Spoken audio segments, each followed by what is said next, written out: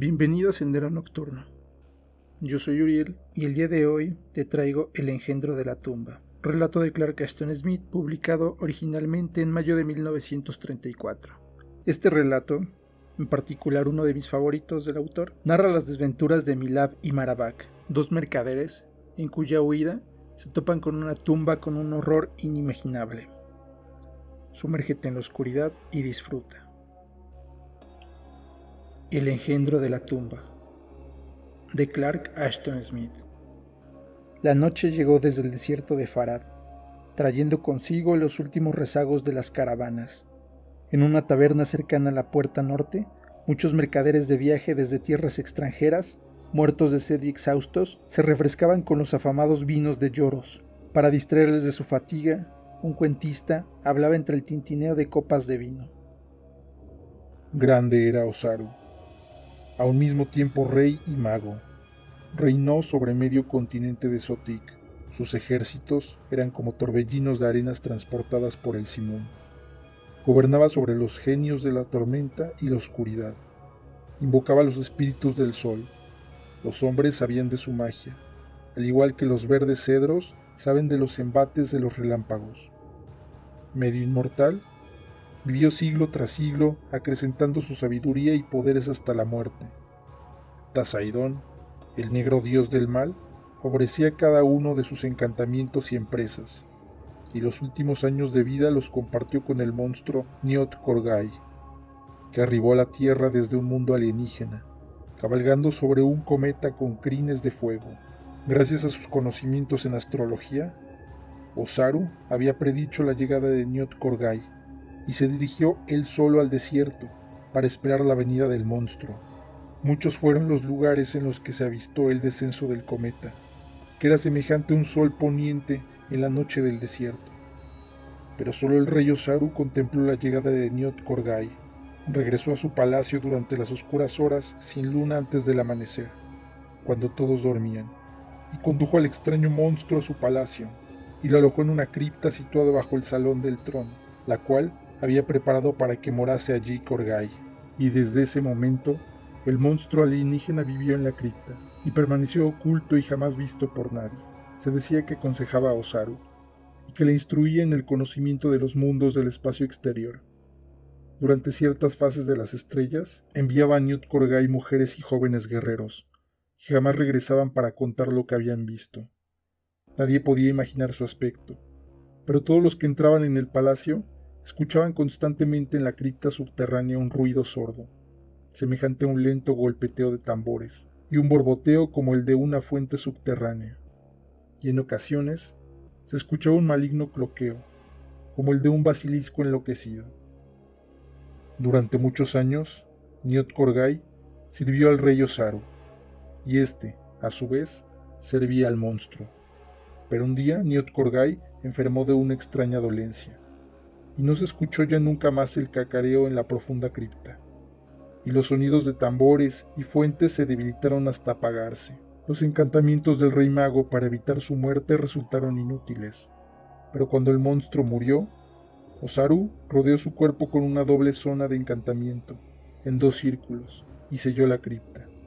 Y más tarde, cuando Osaru murió, sus esclavos abrieron la cripta por el techo, e introdujeron por ahí la momia del rey, para que reposara eternamente junto a los restos de Niot Korgai. Muchas generaciones han transcurrido desde entonces, y Osaru es tan solo un nombre en los labios de los cuentistas.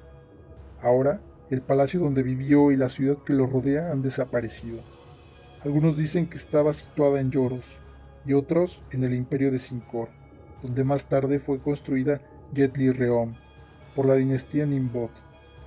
Pero al menos una cosa sí es cierta, que en algún lugar dentro de la tumba sellada, el monstruo alienígena aún permanece en la muerte junto al rey Osaru. Y a su alrededor todavía perdura el círculo interno del encantamiento de Osaru, impidiendo que sus cuerpos se corrompan a través del declive de ciudades y reinos.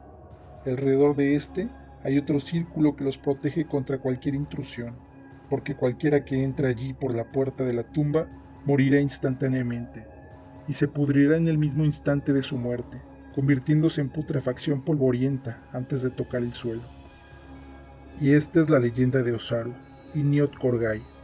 Nadie ha encontrado jamás su tumba, pero el mago Namirra, con una misteriosa profecía, predijo muchos siglos atrás que ciertos viajeros, atravesando el desierto, darían con ella sin saberlo, y dijo que estos viajeros descenderían a la tumba por un sitio distinto a la puerta, y contemplarían un extraño prodigio, y no reveló la naturaleza del prodigio, tan solo dijo que Iniot Korgai, una criatura de un mundo lejano, obedecía a leyes extraterrestres, tanto en muerte como en vida. Y lo que significaban las palabras de Namirra, ningún hombre lo ha adivinado. Los hermanos Milab y Marabak, mercaderes de joyas procedentes de Ustaim, habían escuchado embelesados al narrador. Vaya, en verdad es una historia extraña, dijo Milab. Sin embargo, como saben todos los hombres, existían poderosos magos en la antigüedad, artífices de poderosos conjuros y maravillas, y también había verdaderos adivinos, y las arenas de Sotik están llenas de tumbas y ciudades perdidas. Es una buena historia, dijo Marabak, pero le falta un final. Os ruego, oh contador de historias, ¿podríais contarnos algo más? ¿No había metales y piedras preciosas sepultadas con el monstruo y el rey? He visto sepulcros donde los muertos son enterrados entre paredes de lingotes de oro y sarcófagos que escupían rubíes como gotas de sangre de vampiro. Cuento la leyenda tal como me la relató mi padre, afirmó el narrador. Aquellos destinados a encontrar la tumba deberán relatar el resto, si es que regresan para contar su hallazgo. Milab y Marabak habían logrado vender su mercancía de piedras preciosas en bruto, de talismanes tallados y pequeños ídolos de jaspe y cornalina, y habían obtenido unas buenas ganancias en Farad. En ese momento, cargados de perlas rosadas y perlas de color púrpura oscuro de los golfos del sur, y de negros zafiros y granates del color del vino de Lloros, viajaban de regreso hacia el norte, en dirección a Tazun, en compañía de otros mercaderes por la larga y tortuosa ruta a Ustaim, que bordeaba el mar oriental. El camino discurría por tierras moribundas. Ahora, mientras la caravana se acercaba a los límites de Lloros, el desierto comenzó a mostrar una mayor desolación.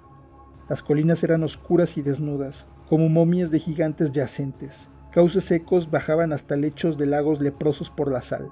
Ráfagas de arena gris se elevaban hasta los riscos desmoronados, donde en otro tiempo mansas aguas habían susurrado. Columnas de polvo se levantaban y desplazaban como fantasmas fugitivos, y, dominándolo todo, el sol brillaba como una brasa monstruosa en un cielo carbonizado.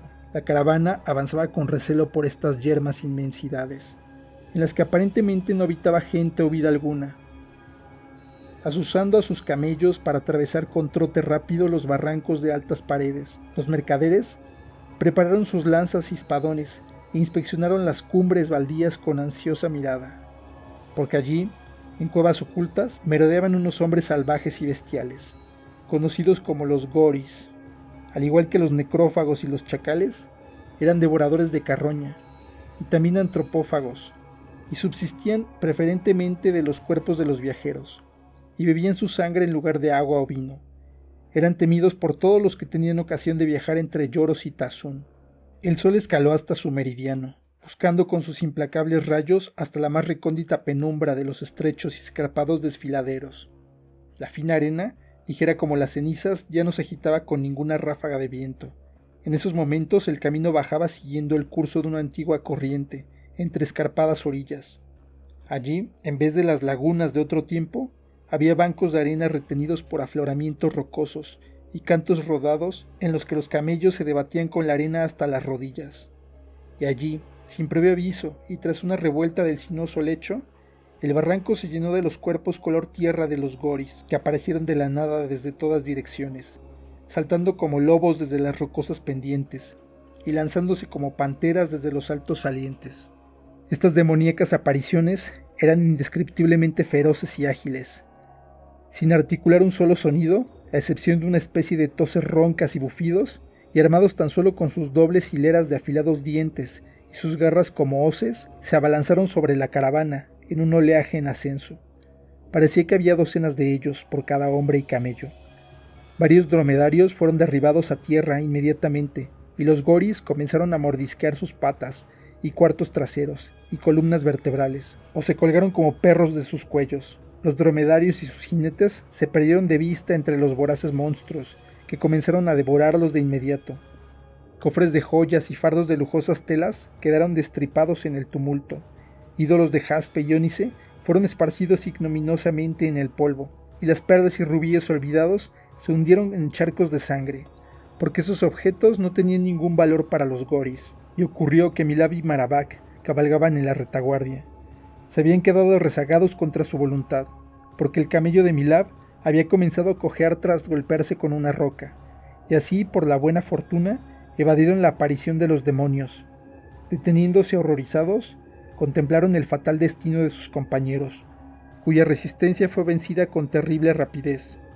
Los goris, sin embargo, no repararon en Milab o Marabak, al estar totalmente enfrascados devorando los camellos y mercaderes que habían logrado derribar, así como aquellos otros miembros de su propia banda que habían resultado heridos por las espadas o lanzas de los viajeros. Los dos hermanos, que apuntaban con sus lanzas, hubieran cargado para parecer valientes y en vano con sus compañeros. Pero, aterrados por el repugnante tumulto, por el olor a sangre y el hedor a hiena de los goris, sus dromedarios rehusaron avanzar y se giraron conduciéndoles de regreso a la carretera de Lloros. Durante esta huida no premeditada, vieron al poco otra banda de goris, que aparecieron a lo lejos sobre las laderas del sur, y que corrían para interceptarlos. Para evitar este nuevo peligro, Milab y Marabak dirigieron a sus camellos hacia un barranco lateral. Avanzando despacio por la cojera del dromedario de Milab, y creyendo que los rápidos goris les pisarían los talones en cualquier momento, se dirigieron hacia el oeste durante muchas millas, con el sol poniéndose a sus espaldas, y a media tarde llegaron a una baja y árida línea divisoria de aquella región inmemorial. Desde allí divisaron una llanura hundida, accidentada y erosionada, en la que se alzaban las murallas y brillaban las cúpulas de una ciudad sin nombre. A Milab y Marabak les pareció que la ciudad tan solo se encontraba a unas pocas millas de distancia.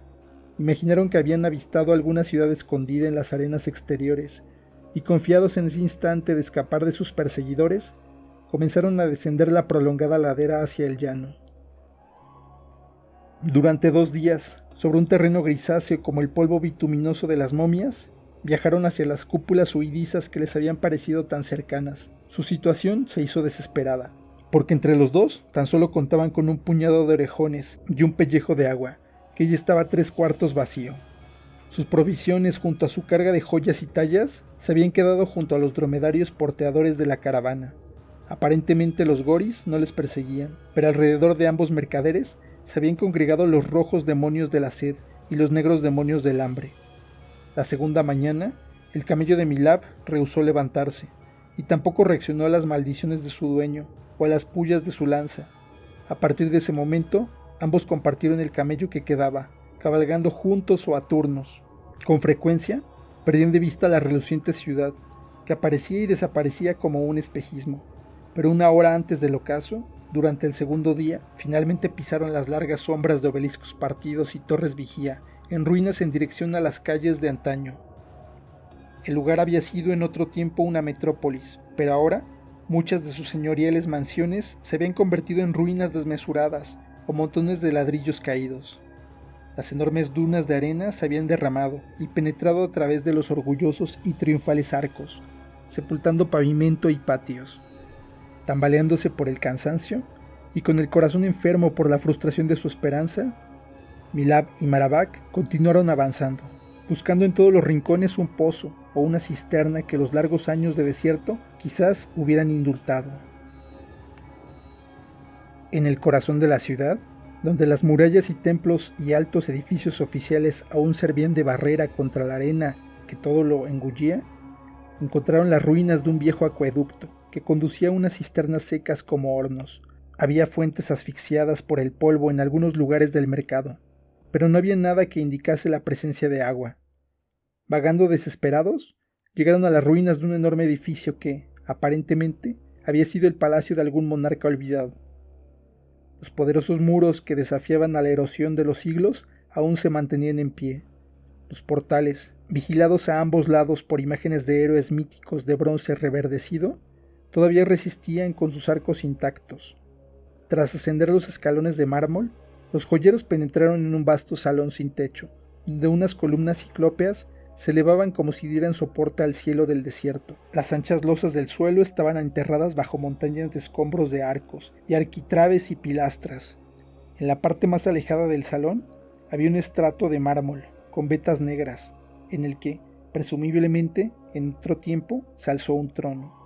Cerca del estrado, Milab y Marabak oyeron un gorgoteo tenue e indistinto, como de algún manantial o fuente oculta, que parecía brotar de profundidades subterráneas bajo el suelo del palacio.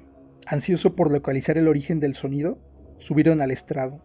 Allí, un enorme bloque se había desprendido de la parte superior de la pared, tal vez recientemente, y el mármol se había agrietado bajo su peso, y una parte del estrado quedó hundida abriéndose a la cripta que había debajo, y dejando una oscura abertura dentada. Era de esa abertura de donde surgían los borboteos semejantes a los del agua, incesantes y regulares como el latido de un corazón. Los joyeros se tumbaron sobre el agujero, y a través de él advirtieron que la membranosa oscuridad inferior era atravesada por un destello misterioso que provenía de una fuente oculta. No pudieron ver nada. Un olor a humedad o moho se posó en sus orificios nasales como el aliento de un santuario sellado siglos atrás. Les pareció que el incesante ruido o fuente estaba tan solo a unos pocos pies por debajo entre las sombras, a un lado de la abertura. Ninguno de los dos pudo determinar la profundidad de la cripta. Tras una breve discusión, volvieron a su camello, que les esperaba impasible a la entrada del palacio. A continuación, le quitaron los arneses y ataron las largas riendas y las cinchas de cuero formando una sola correa, que les haría las veces de cuerda. De regreso al estrado, ataron fuertemente un extremo de dicha correa al bloque caído y deslizaron el otro extremo por el oscuro agujero. Milab descendió colocando una mano tras otra hacia las profundidades, a unos 12 pies antes de que los dedos de sus pies dieran con una superficie sólida. Todavía sujetando la correa con cuidado, se encontró sobre una superficie lisa de piedra. El día decaía con rapidez al otro lado de los muros del palacio, pero aún le llegaba un débil resplandor por el agujero del pavimento superior, que le reveló los contornos de una puerta medio abierta, desgajada y en un estado ruinoso, en un lado iluminado por el débil crepúsculo que penetraba en la cripta a través de invisibles panteones o escaleras más allá. Mientras Marabak descendía con destreza para unirse a su hermano, Milab buscó con la mirada el origen del ruido acuoso. Ante él, entre sombras inciertas, distinguió los borrosos y desconcertantes contornos de un objeto que se asemejaba a una enorme clepsidra, o fuente rodeada de grotescas tallas. La luz pareció apagarse momentáneamente. Incapaz de determinar la naturaleza del objeto, y sin antorcha ni vela alguna, rasgó una tira del borde de su capa de cáñamo, prendió la tela y la sostuvo en alto con el brazo extendido frente a sí. A la mortecina luz obtenida por la lenta combustión de la tela, los joyeros contemplaron más claramente la mole que se alzaba prodigiosa y monstruosa por encima de sus cabezas, desde el suelo lleno de escombros hasta el techo en penumbra. La cosa era como un sueño blasfemo de un demonio demente. La parte principal o torso tenía forma de urna y descansaba sobre un bloque de piedra extrañamente inclinado en el centro de la cripta. Era blancuzca y estaba horadada con innumerables aberturas pequeñas. De su pecho y base aplanada sobresalían numerosas protuberancias con forma de brazos y manos, que colgaban como hinchados segmentos de pesadilla hasta el suelo, y otros dos miembros, inclinados y extendidos, se introducían como raíces en un sarcófago abierto y aparentemente vacío de metal dorado, y grabado con extraños códigos arcaicos, que estaban junto al bloque de piedra. El torso, en forma de urna, estaba provisto de 2 cabezas. Una de estas cabezas era picuda como la de una sepia, y tenía 2 hendiduras oblicuas, donde deberían haber estado los ojos. La otra cabeza, que brotaba yuxtapuesta sobre los estrechos hombros, era la de un anciano, oscuro, regio y terrible, cuyos ardorosos ojos eran como rubíes balaje, cuya barba entrecana había crecido hasta la longitud del musgo selvático sobre el repugnante torso poroso. Ese torso, en la parte inferior de la cabeza humana, mostraba un débil contorno, como de costillas, y algunos de los miembros acababan en pies y manos, o poseían articulaciones antropomórficas. A través de las cabezas, las extremidades y el cuerpo brotaban recurrentemente el misterioso sonido de regurgitación que había traído a Milab y Marabak hasta la cripta. Con cada repetición del sonido, un rocío pegajoso resumaba de los monstruosos poros y se derramaba lentamente en incesantes gotas. Los joyeros se quedaron sin habla y petrificados por un frío y húmedo terror.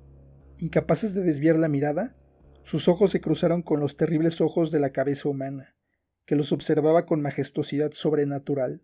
Entonces, cuando la tira de cáñamo entre los dedos de Milab se consumió y quedó convertida en un débil rescoldo rojo, y la oscuridad volvió a invadir la cripta, vieron que las hendiduras ciegas de la otra cabeza se abrían gradualmente, derramando una luz caliente, amarilla e insoportablemente ardiente, al expandirse y convertirse en inmensas orbes redondas.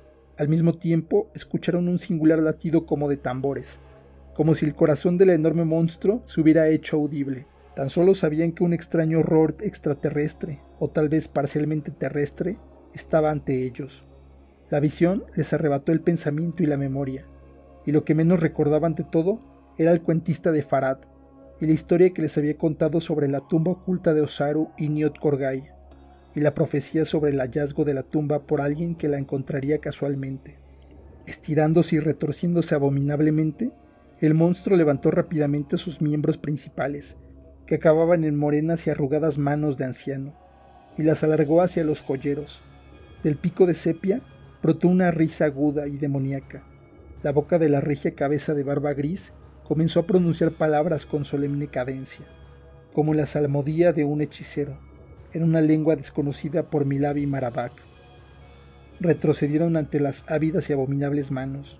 En un frenesí de terror y pánico, bajo la potente luz de sus orbes incandescentes, contemplaron a la anomalía alzarse y moverse pesadamente de su asiento de piedra, andando torpe y vacilante sobre sus mal avenidas extremidades. Producía fuertes pisotones de almohadillas elefantinas y un paso vacilante de pies humanos que resultaban inadecuados para soportar su parte de pesada masa blasfema. Los dos tentáculos rígidos inclinados salieron del sarcófago de oro. Las puntas sostenían ropajes vacíos de valiosa púrpura con bordados de piedras preciosas, semejantes a los que se usarían para envolver a una momia real. Con un incesante y demente cacareo, un estruendo maligno de maldiciones que repentinamente se transformaban en temblores seniles, el horror de dos cabezas se inclinó hacia Milab y Marabak. Estos se giraron y corrieron despavoridos, atravesando la espaciosa cripta. Delante de estos, iluminada en esos momentos por los rayos que emanaban de las órbitas del monstruo, vieron la puerta medio abierta de oscuro metal, con los cerrojos y bisagras oxidados y sueltos, haciendo que se descolgara hacia el interior. La puerta era de una altura y anchura ciclópeas, como si estuviera diseñada para seres bastante más grandes que los hombres. Al otro lado de la puerta se extendía un corredor en penumbra. A 5 pasos de la puerta había una débil línea roja que seguía el contorno de la cámara sobre el polvoriento suelo. Marabak, un poco más adelantado que su hermano, cruzó la línea. Como frenado en el aire por una pared invisible, vaciló y se detuvo. Sus miembros y su cuerpo parecieron derretirse bajo la capa. La propia capa se quedó hecha jirones, como si fuera de una antigüedad incalculable.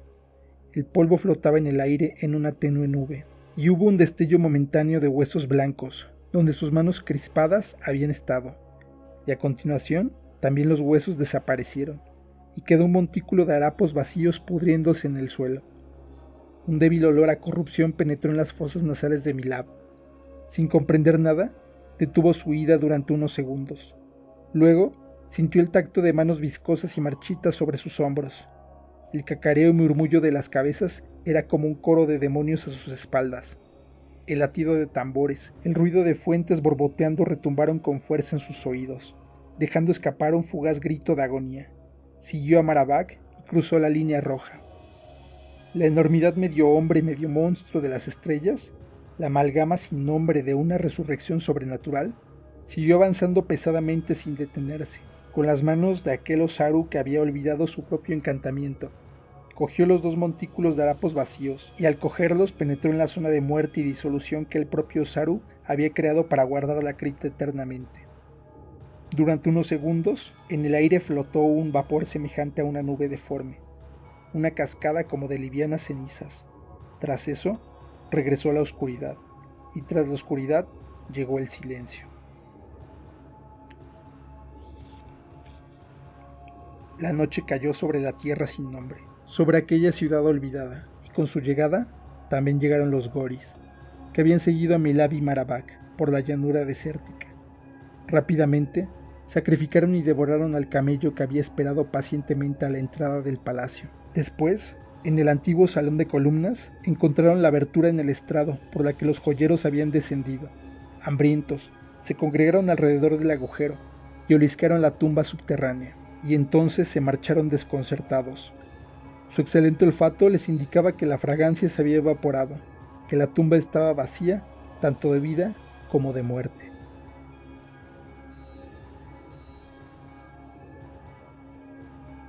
Hoy en día puedes encontrar este y otros relatos en el libro Sotik, el último continente, publicado por Editorial Valdemar. También lo puedes encontrar en el libro Sotik, el ciclo final, publicado por Editorial Aurora Dorada. Si el video te gustó, comenta y compártelo con tus amigos. Si no te gustó, compártelo con tus enemigos. Yo soy Uriel y te veo en un próximo video.